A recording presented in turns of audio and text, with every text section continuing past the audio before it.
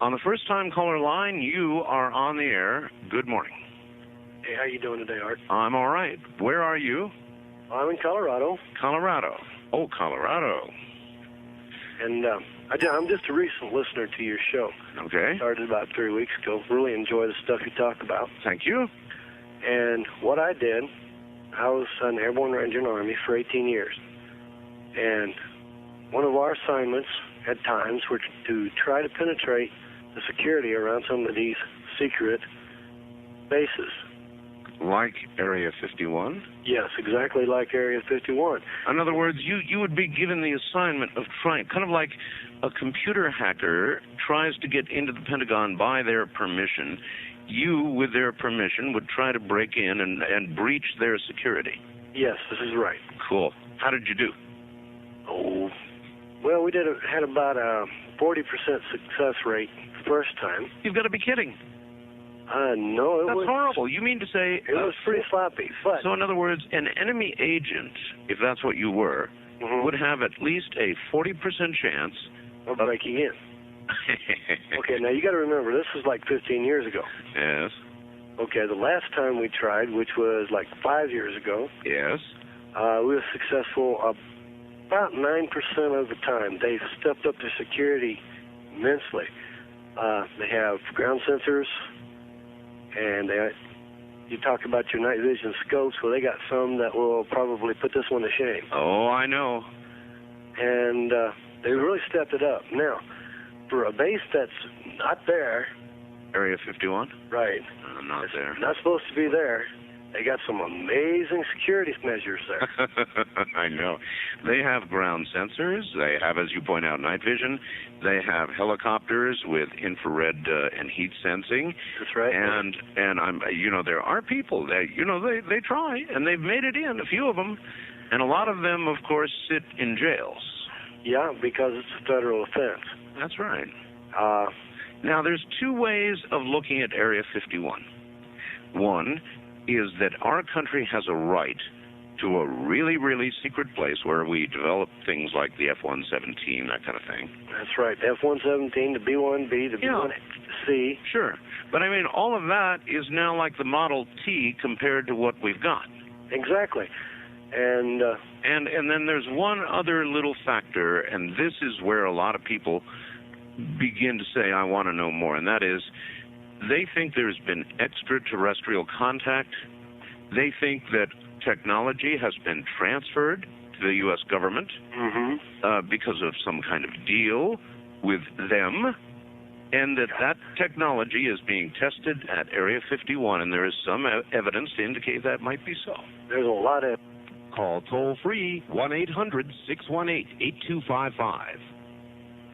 No, wait a minute. Hold it. You cannot say that word on the air. Okay, absolutely. That is one of the 7 deadly words the FCC doesn't like. So you saw some weird fertilizer. You saw some weird poop. Yeah. Okay. Just modify it a little bit, all right. Just as soon as you ask what it might be, I mean, you're immediately taken off of any assignment you might be on. Well, what shipped to someplace like Anchorage, Alaska? Anchorage isn't that bad. Now, Thule was not one of the favorite tourist sites. But look, let me ask you what you saw. What did you see? Can you tell us? Well, you hear people talking about particle beam and electromagnetic beam. That's right. And lasers. And they say the only way you can run a powerful enough laser to take down an aircraft or maybe a missile, it would have to be, huge blocks, blocks long. And some of the things I've seen, now I can't say exactly, okay, because then I'd be in breach of a government contract. But take it from me, they're getting this technology from someplace. All right. Even though you can't give us precise details, yes, you saw particle beam weapons, that sort of thing. At least that's what I thought they was. I mean, you take something 100 yards down the range and you point a box at it and hit a button and it explodes, okay? And just where do you think this technology came from? Well, I'm with you now. I believe that there are a lot of UFOs, ETs, whatever you want to call them. Okay? I mean, I've seen some weird stuff in my life. You're not necessarily with me, because I didn't say that's where I was. I said that's what a lot of people believe. Well, that is an important distinction. Okay. And I think it's indeed possible. Now, as you may have heard, I had my own sighting of a triangular craft that came 150 feet over my head. Just on a night like this, when the moon was just about full, blotted out the moon, stars. This was a craft that defied gravity, without question. And so either we have many generations of aircraft development that we know nothing about. That's a big story if we have anti-gravity. Anti-gravity, yeah. Or it was one of theirs. You know, I'm betting that it's one of theirs, because I've seen a ship something like you was talking about. I drive a truck at night, which is how I ended up listening to you. All right, and that's also how you saw it. You know, because most people, do you know most people never look up? Well, when you drive at night, you tend to look at the stars quite a bit. That's right. And I was watching this light. I just figured it was a regular airplane, right? Mm-hmm. Now, unless we have figured out a way to make the G-forces negligible, or the laws of physics not apply, it was going in a straight line, and immediately, did a 90-degree turn and was going in 90 degrees. You know what that would do to a human being? Yeah. Be jellified. That's it. All right. Thank you very much, my friend. Hello, Art. Hello there. This is a good topic you got on here tonight. Well, it's different. Can you add to it? Oh, pretty good. I'm in Seattle. Yes. And I've been in and out of Edwards and Palmdale since 1967, with many of the companies that work in those locations. Oh, there's a lot that goes on at Edwards. Oh, yeah. And Palmdale. Well, in 1989 and 90, I worked on that airplane that came out of Palmdale, which they only built 22 of. Really? Yeah. What kind of airplane, sir? The one that radar can't see and it's supposed to be invisible. Well, you mean the stealth? Yeah. Uh-huh. Are you familiar with composite structures? I certainly am. Composite materials. Together? Yeah, composite materials that don't reflect radar signals, or if they do, they reflect them away from the point of origin. Correct. Sure, I know something about that. On the B-2, when they put the wings to the fuselage, they have these gaps between the composite, there's regular airspace, which they have to fill to get the radar signature out. Right. In case it's infiltrated. Well, they were making these titanium shims to put in there, and we thought that the shims were just regular, normal grade titanium. And after we did our own little testing on the bits and pieces that were laying around, yes, we found out that it was an aluminum titanium composite. Really? Yeah, which really to this day I don't think even exists. Aluminum titanium. Aluminum titanium composite. That's those two metals. But here was the clicker. The bonding agent was a silk fabric, which you couldn't cut with a razor knife. It would actually dull a razor knife. You couldn't drill a hole in it. You saw all this with your very two eyes, right? Yeah, I had the clearance, so I mean, I was eligible to see it. How are you able to now safely talk about it without fear of, Men in Black or whatever? I'll take my chances, but I'm pretty certain that your phone is secure tonight. And it is. It's secure. And they can't do any tracing. And I'm pretty sure over the years my phone's been bugged because of all the projects that I worked on that were in the black world. Why have you decided to talk about this? I mean, particularly about specific composites. You're saying things I've never heard before. Well, you're talking about Area 51, and everybody knows what goes on over there. And in my world, Area 51 doesn't exist or never existed. And in my world, it's just over the mountain to the... And I know exactly where you are, and I know in relationship to Area 51 is. Yes. In your world, it exists. In my world, I don't know what you're talking about. I see. But this composite material came from Area 51. They were the only people who could work it. They were the only ones who could build it. And it was kept under armed guard when it traveled between the two places. I know an attorney. This is something that eventually is going to be public, if it is not already, and it is to some degree, who is representing a number of workers at Area 51 who worked with very exotic materials and claim they got sick. Now, the government is trying very hard not to allow this lawsuit to proceed because it would open up a can of alien worms or worse at Area 51. Are you aware of that? Well, I've heard of it. NPR ran a series on that not too long ago. Mm-hmm. Are you at all concerned that you might have been exposed to something that might make you sick? Well, over the years, I probably have exposed some exotic stuff, but it's nothing. I'm still alive today, and I'm not sick, so I'm not going to worry about it. One leg has not become shorter than the other or something? If you keep your mouth shut, you play by their rules, you get to fly some of the strangest airplanes in the world. Work on them, look at them. Did you get... No, wait a minute. Did you ever get to actually fly? Well, I'm a licensed pilot, yeah. And we've talked before on that topic.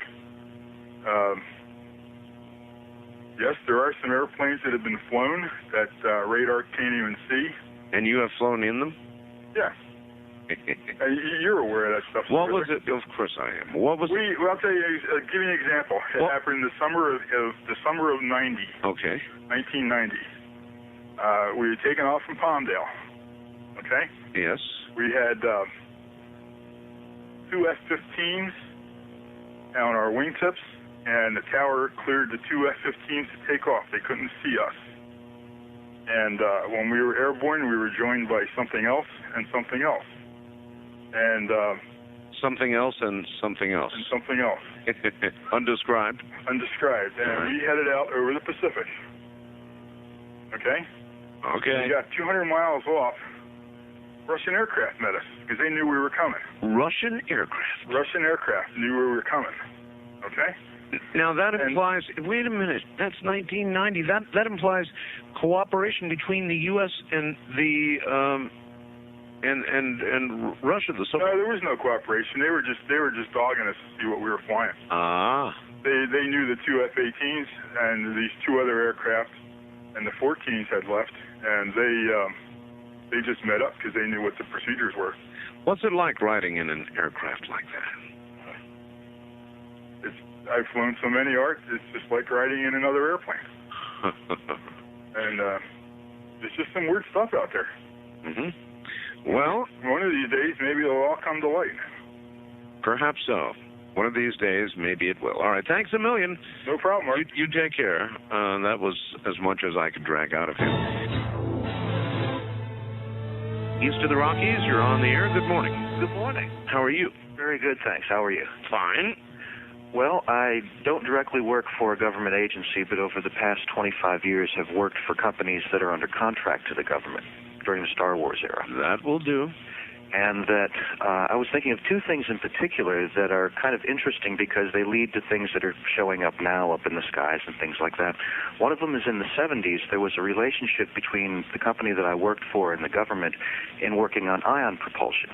And in southern Ohio, they had a large proving ground that was set up. They would buy an entire mountain, and they would run power to the site.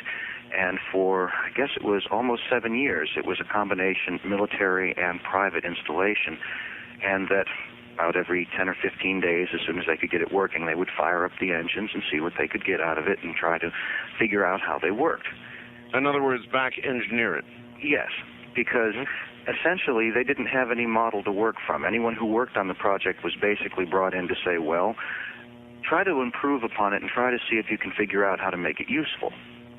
And that none of us were allowed to really work with anyone else closely. You had small little nested groups and you could work on your projects, but there was no real open communication, so it wasn't apparent until after the fact. In fact, as I think about it now, it was probably rather obvious, but I didn't think about it at the time, that no one knew how it worked. What did you actually see? What I saw was essentially the frame and mountings with ion propulsion engines or motors or whatever you'd want to call them. No, slow up now. The what mountings? The frames and the mounting so that it could be potentially put on a device. These things aren't terribly large, and they work on a rather basic principle once you figure out what it is they're trying to do. Simply put, and without saying too much, they take the space that is directly around the object and they make it so that it appears solid for just a very brief instant, and then it can push against it in very small increments. Ooh, that's intriguing. We're talking here about a propulsion system. Yes, and that it's worked on, it requires a fair amount of energy to do it, but it's not impossible by any means. In fact, over the past couple of years, they've made real progress with batteries like hydrogen cells that are putting out a small thing, something the size of a car, can have about 15 kilowatts of electricity, which is more than enough to run an ion propulsion system. And those things would run, you know, in a very amusing sense, flying cars and things of that nature. But it's not subject to the usual laws of, you know, the way projectile-style things like jets work. These things can kind of nudge themselves around in any direction, and once they get moving, particularly outside the atmosphere, once they get moving, they're just kind of on the way. Boy, I've been really looking forward to flying cars. I have too. I've always enjoyed the sort of like late 40s, early 50s view of the future because it always seemed really intriguing when I was young, and I thought, well, this is what the future's bound to be. And then I find myself in the 70s working on these things thinking, boy, I'm stupid here. I can't catch up with what all these other people have designed, and I don't even know how it works. And then later on in my life, I realized nobody knew how it worked. We were all pretty much going blind. Well, I used to have a little Geo Metro, and I had a fellow up in Alaska who promised to send me a unit that was going to propel my Geo Metro into the air. I've been looking forward to that. Still hasn't shown up. Well, I think a really large slingshot actually could do that. Yeah, maybe a catapult, huh? Now, the other thing, another company that I had worked for that was actually about 2 years into the Reagan administration with the Star Wars program. Yes. The way it worked when you actually joined the company was that to prove that you could actually work in their environment, they would bring you into a room that had a whole bunch of stuff. And they would say, choose something here, define what it is, explain how you think it works, and see if you can do something with it. And they would give you about 2 weeks. If they spec'd you out and thought that you were actually capable of working for them, they would put a fair amount of time into testing you. Did they do that with you? Yes. And what did they put you in with? Well, basically, a lot of things that I couldn't identify, but one thing that I was able to make use of, I didn't know what it was at the time, but what they ended up incorporating into the Star Wars project were traveling wave tubes. Oh, yes. And essentially, they really didn't have a good handle on them. They could manufacture them based on on a template, so that you could have as many of them as you wanted if you wanted to work on it. And they were coming out of the factory at about $80,000 a piece. Yeah, traveling wave tubes are used, I believe, in modern telecommunications satellite technology. Exactly, and they have a lot of different purposes. For instance, they can be used in navigation at extremely high speeds.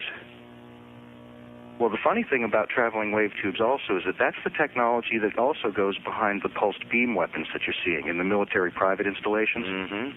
That it really is a sophisticated way of modulating a pulsed beam that is pretty much just outside the X-ray band, but it's a real Let me ask you a question. Have you seen the STS-50 video? Yes, I have. Have you?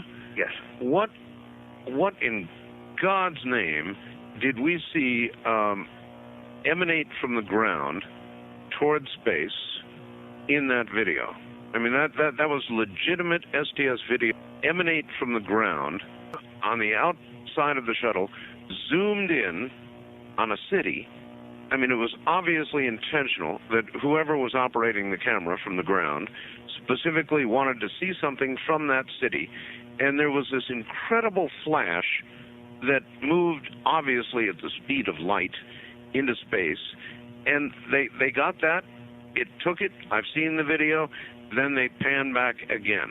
So they were observing some kind of experiment on the ground.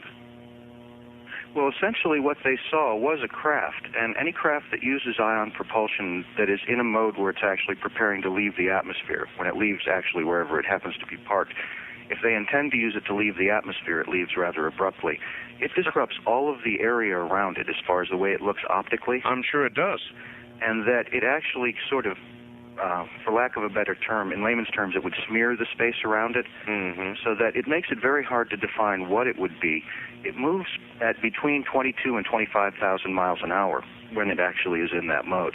That would be I think I'm trying to recall what escape velocity is, but it's that or a little bit lower. Right.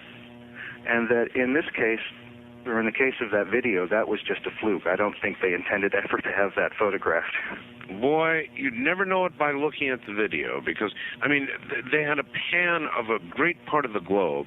You could see a part of the coastline, and you could see them zoom in on a specific city, and then they sat there and they waited, and you saw this sudden flash go up, and either, I have no idea what it was, but obviously they expected it to occur.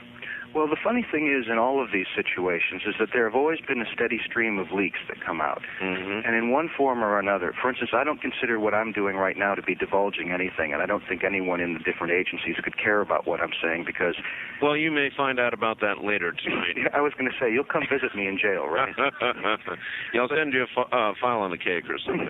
But I think that in the case of that film, it's also an example of a good leak, or in other cases, the ineptitude of people in upper administration. Uh-huh. And I've always been amazed at how, for instance, you don't see people just shooting at their feet and walking into doorways and things like that because they're pretty stupid in other strategic senses.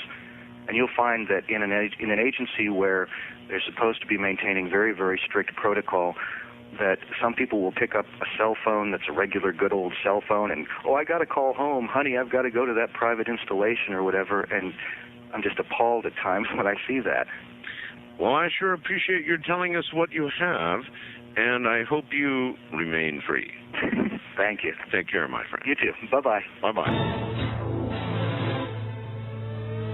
How are you? I'm just fine. You're going to have to yell at us. You're not very loud. Okay, just the Area 51 line, right? Well, they all are tonight. Area 51 or government employees, one of the two. Yes, I've penetrated Area 51. Oh, come on. No, it's kind of a stupid story, actually. Me and some of my friends were having like a keg party up on Freedom Ridge. Now, Freedom Ridge is an area that overlooks Area 51. Yes. So you were having a keg party, which yes. means you had a bunch of beer up there, right? A whole lot of beer. A whole lot of beer. Yes. So you were totally scorched on Freedom Ridge above Area 51. Yes. Now, right away, you know this is a bad mix, right? Not at the time I didn't, but I do now. Mm-hmm. And so what precisely occurred? Well, a bunch of my friends were, like, passed out, and I was still awake, so I decided to take a walk. And I kind of, in a sense, crossed over into Area 51. You kind of crossed over into Area 51? Yeah, I kind of stumbled over the border. You stumbled into Area 51? Yes. You staggered into Area 51? Yes, you can say that. Uh-huh, I just did. And they, no doubt, came and collected your butt. Yes. And then what? Then they took me to the base. To the base? Yes. Now, you see, normally, most people arrested at the perimeter or inside Area 51 are turned over to the local sheriff there and thrown in the county pokey, but you were taken to inside the area itself. Yes, I was. Did you happen to see anything unusual while you were there? No, they had a hood over my head. A hood? Yes, so I couldn't see anything. Mm-hmm. Were you allowed one phone call? No. No phone. They told me I had no rights, that I was on protected ground, and my rights did not matter to them. So the Constitution ends where the Area 51 gate begins? Yes. Well, in your condition, you probably couldn't argue very hard, so what did they do with you? Well, I remember driving through the desert because it was bumpy and stuff. It would be bumpy. Yes, and then we hit a paved road, and it was real smooth. Then I remember them dragging me out and taking me down several flights of stairs. Yes. And I was taken into a room, no windows, nothing. This is a single desk and 2 chairs. And there was 2 guards at the door, 2 at the back of the room, yes. and 2 behind me. Right. And there was a man, I don't know if he was, like, in charge of everything there, but he was asked me questions, why I was there, who I worked for, and all this. Who you worked for? Yes. Mm-hmm. Did you tell him, look, we just were having a kegger up here? I guess he got the general picture when I, like, breathed on him. I bet he could get drunk off my breath. Threw chunks all over his floor? No. Prove it? No? They kept me there for about 3 days. 3 days? Yes. They took me down to the sick bay. Well, all right, that follows. But, I mean, surely you were cured of whatever ailed you in at least 24 hours. Why didn't they release you? And what happened during the next 2 days? They interrogated me some more. Uh-huh. Now, that's amazing. And then finally, what did they do? Put you in a vehicle and drive you out to the perimeter and say, get out of here? Yes. And once they did that, they told me never to say anything about this again. And so, of course, now calling a national talk show, you're keeping that promise. Oh, yeah. Mm-hmm. Well, by the way, were there any threats? In other words, if you talked about this whole thing, did they threaten you? No, they said, you better not talk about this, because this is a big desert. Yeah, I know, it is a big desert. All right, thank you very much. There you have it. That's what can happen. There's a little example for you if you do happen to stumble in any condition into Area 51. What about President Kennedy's assassination? Well, you know, there are a lot of Men in Black occurrences that are centered around the Kennedy assassination. Apparently, on one of the films taken of the motorcade, there is a man in black with a black cape and some old-fashioned hat standing right there at the motorcade. I mean, perhaps it's just a coincidence. There's another case that is perhaps even more interesting, and that is of a fellow named Castillo, who was apprehended in the late 1960s in the Philippines, apparently involved in an assassination attempt on Marcos. Oh. Now, when he was apprehended, the Philippine police or Secret Service or whatever they were used a truth drug on him, at which time Castillo came out with this story that he was a multiple personality disorder, and he had like 4 or more discrete personalities, each with a name, each with an identity, and in fact, I believe he was carrying a number of different ID cards as well. It's a wild story in itself, but the payoff on it was that he believed that he had been involved in an assassination attempt on the president in 63, and that his controller had been a man in black who drove a black Cadillac, who had pasty skin and so forth. So that's probably the best thing I know in terms of the Kennedy assassination. All right.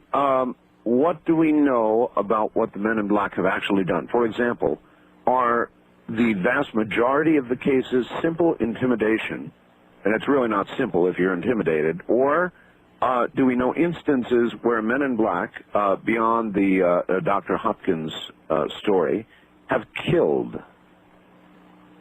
I don't know of any instances where a Man in Black killed anyone, but there are a lot of truly sinister stories from the old days that, like I said, involve these sort of witchcraft elements. Even without some of the dramatizations that the Men in Black sometimes do, these guys are bad enough to fool with. That's exactly right. So, I mean, encountering what you seem to be... Let's get down to it. I mean, casebook. There are some cases that you obviously believe are the best stories or the best evidence or might be genuine. What would they be? Well, I don't know. There are many good cases. One of the most interesting one that always kind of sticks in my craw happened to a Dr. Hopkins in Maine in 1976. And he had been hypnotically regressing an alleged UFO abductee. And he was met or contacted by a man in black who was bald, had dead white skin, and no lips. The lips were simulated with lipstick. Oh. Okay.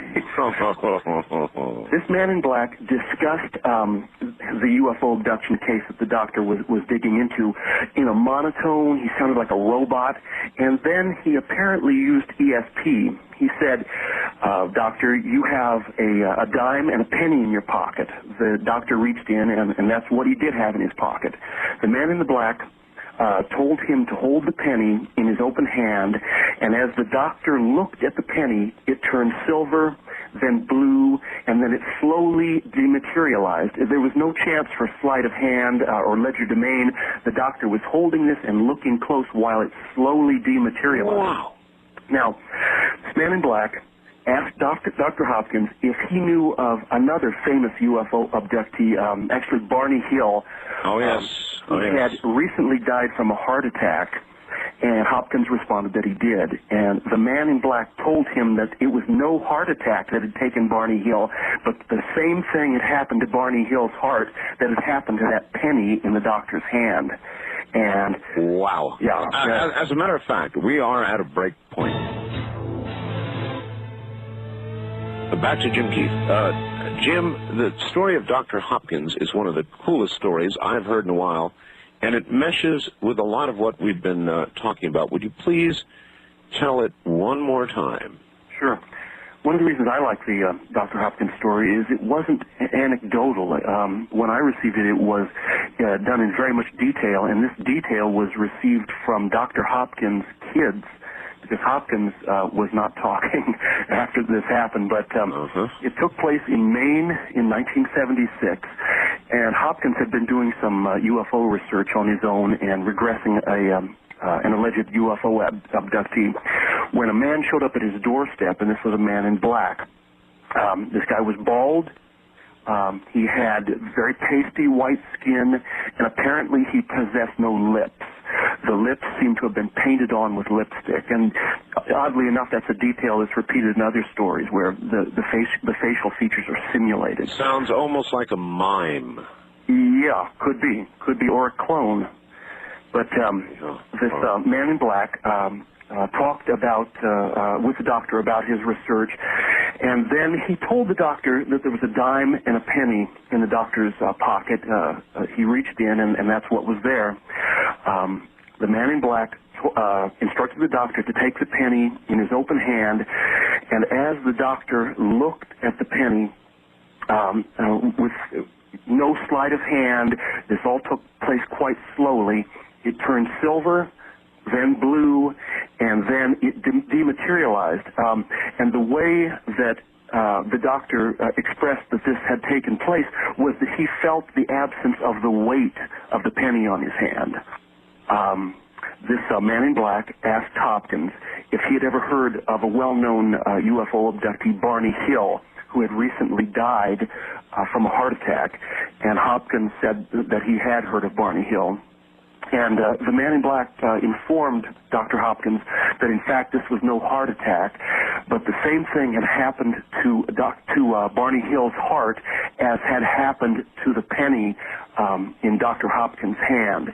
And that was the last that Hopkins was ever involved in UFO research. He burned all of his tapes, got rid of all of his books, and like I said, the only reason we know about this is because his kids were willing to talk about it. All right. It would be useful, and we may not know, what exactly Dr. Hopkins was working on when this occurred?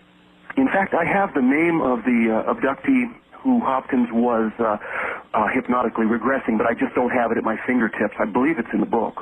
All right, so he was regressing somebody, and we can imagine that he was getting close to information that obviously they did not want out. Right, and that's a familiar theme, of course, with the Men in Black, is that people find out about the secret of the UFOs, or they see a particularly spectacular sighting, and then they are encouraged in no uncertain terms to keep their mouths shut about it. An early UFO buff who edited a magazine about UFOs and ran a UFO organization. Right. He claimed that he was contacted by 3 men in black who told him the ultimate secret about UFOs, what they were really about, and then took him, initially he said that they were government, and they told him to shut up about it. As time went on, and as the dollar signs kind of arose in his back brain, the story got more convoluted, and he went to the planet Kasich, where everybody was naked, and it was quite a joyride he had in the UFO.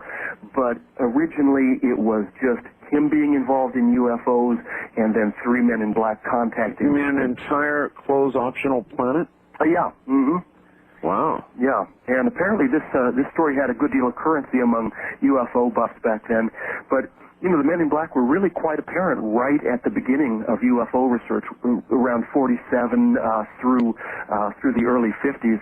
In fact, one of the earliest encounters that took place 13 days before the famous Kenneth Arnold encounter, where he saw the UFOs over, I think it was Mount Rainier, was the Maury Island affair, and that was the sighting of 3 donut-shaped UFOs that allegedly dropped metal and slag upon a boat near Tacoma.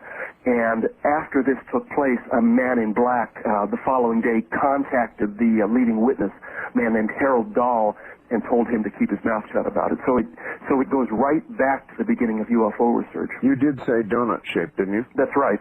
I bet that's something a cop would never report. Going to get me in a lot of trouble.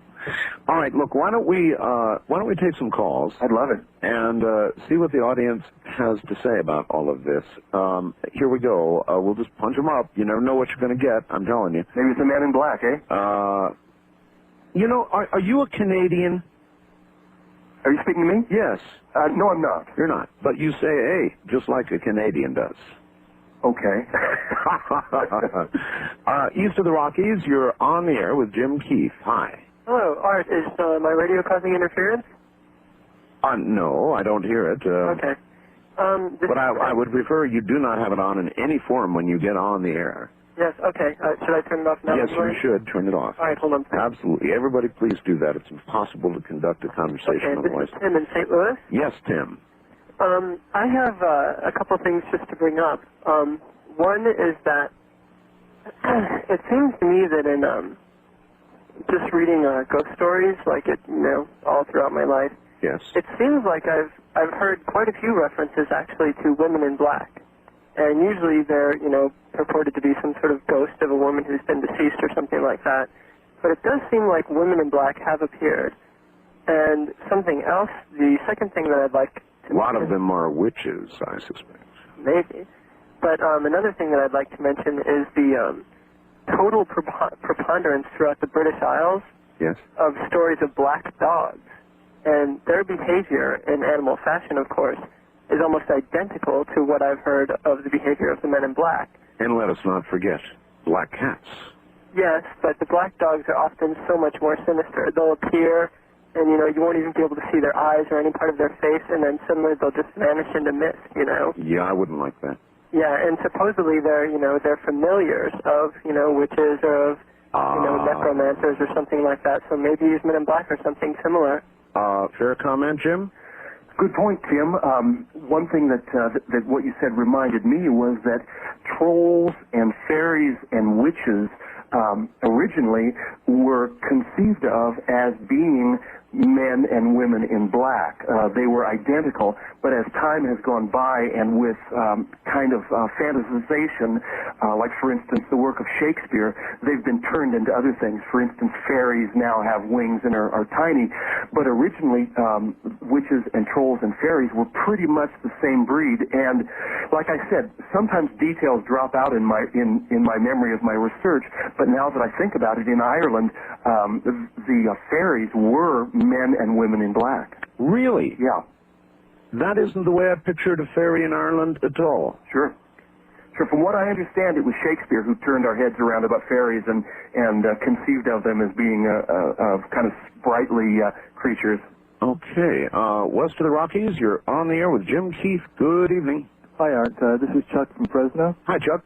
When I was about 7 or 8 in 1970 or 71, I had no knowledge of men in black at that age, and I had a dream where 2 men in black came to my house, took me and my parents in a big black car, like a Lincoln Continental. Really?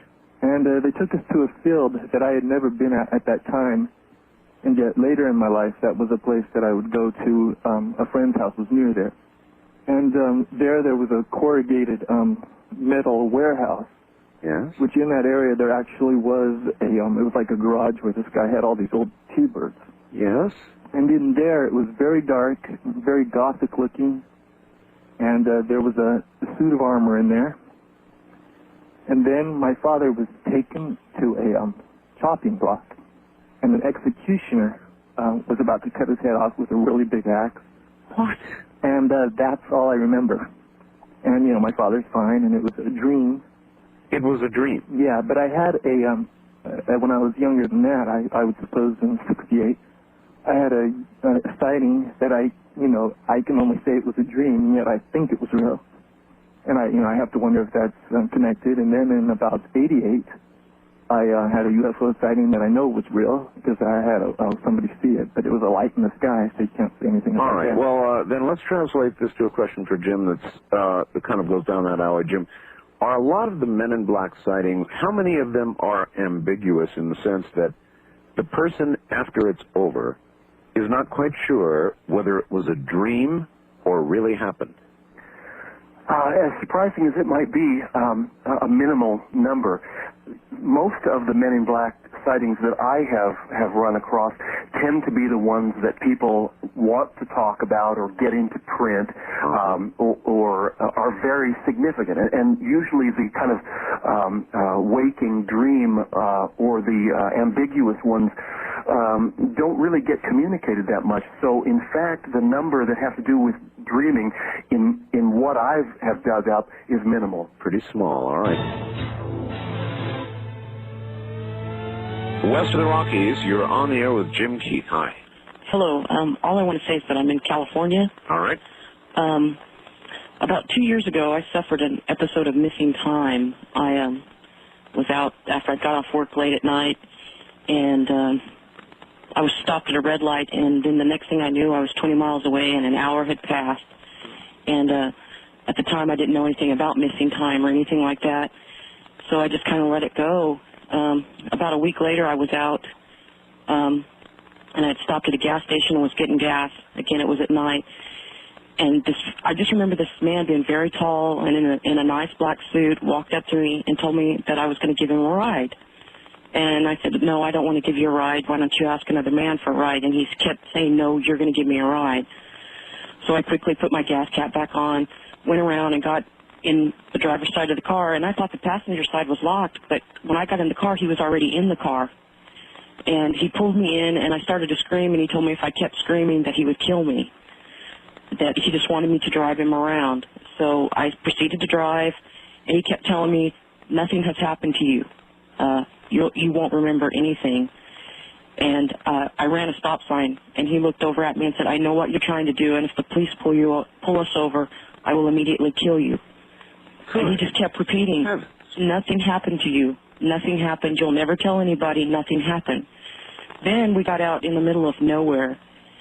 I'm still shook up about this. I'm afraid as I talk about it. He got out of the car, and he looked at me, and I'll never forget. It's like his eyes weren't there, and he said, leave now because I don't want to hurt you. I drove away. I started to cry after I got away from him, and I got it back into town. And I drove around town until I found a police officer. When the police officer got to me, I was broke up and told him, and the police were already looking for me because the clerk at the liquor store had seen the man get in my car and heard him scream. They were looking for me in my car and a man in a black suit that had gotten in my car. Holy smokes. Did they ever find? No. And it's a very small town that I live in. That's why I don't want to say where I'm at. I hear you. They never found him. Never. And he's never been seen again. But I've had instances, I won't even drive at night anymore, where a black automobile has came up behind me and been flashing its lights, wanting me to pull over, it seems like, and I just get home as fast as I can. I won't even drive anymore. I've since this has happened, been diagnosed with agoraphobia, where I will not leave my house. I will not leave my house unless someone's with me.